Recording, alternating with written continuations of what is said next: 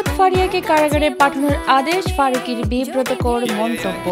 ঢাকার ভাটারা থানায় দায়ের করা একটি হত্যা চেষ্টা মামলায় গ্রেপ্তার হওয়া অভিনেত্রী নুসরাত ফারিয়াকে কারাগারে পাঠানোর আদেশ দিয়েছেন আদালত। সোমবার ঢাকার চিফ মেট্রোপলিটন ম্যাজিস্ট্রেট সিএমএম আদালত শুনানি শেষে এ আদেশ দেন। ঢাকা মহানগর দায়রা জজ আদালতের প্রধান পাবলিক প্রসিকিউটর ওমর ফারুককে বলেন, রাষ্ট্রপক্ষ থেকে নুসরাত ফারিয়াকে কারাগারে আটক রাখার আবেদন করা হয়। শুনানি শেষে বিচারক তাকে কারাগারে পাঠানোর নির্দেশ দেন। সকালেই তাকে আদালতে হাজির করে ঢাকা মহানগর গোয়েন্দা পুলিশ।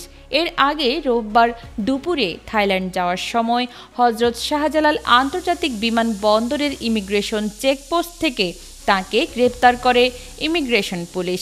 ভাটারা থানায় করা মামলায় তার বিরুদ্ধে আগে থেকেই গ্রেপ্তারি পরোয়ানা ছিল। জানা গেছে, জুলাই মাসে ঘটে যাওয়া একটি গণ অভ্যুত্থান সংশ্লিষ্ট ঘটনায় দায়ের করা মামলায় নুসরাত ফারিয়ার বিরুদ্ধে হত্যা চেষ্টার অভিযোগ আনা হয়। মামলাটি নিয়ে তদন্ত চলছে।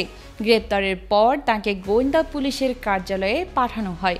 নুসরাত ফারিয়া 2015 সালে চলচ্চিত্রে অভিষেকের পর বাংলাদেশ ও ভারতের একাধিক চলচ্চিত্রে অভিনয় করেছেন।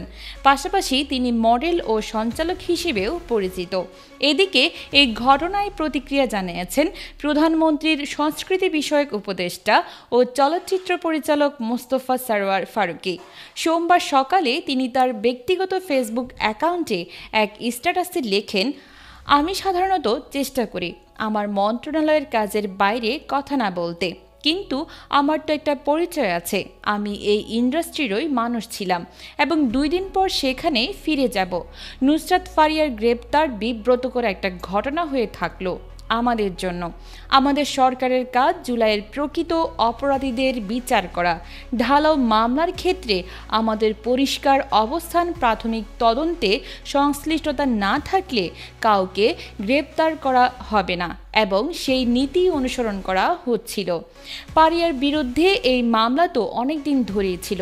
সরকারের পক্ষ থেকে তদন্ত শেষ হওয়ার আগে গ্রেপ্তার করার উদ্যোগ নেয়ার বিষয় আমার নজরে আসেনি, কিন্তু এয়ারপোর্টে যাওয়ার পরেই এই ঘটনাটা ঘটে।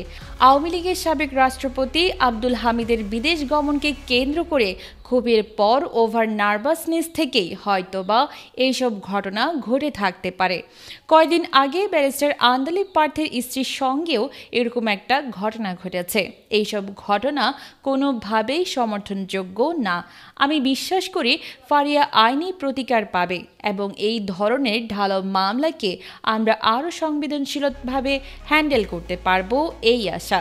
আমাদের মনে রাখতে হবে, আমাদের প্রধান কাজ জুলাইয়ের প্রকৃত অপরাধীদের বিচার করা।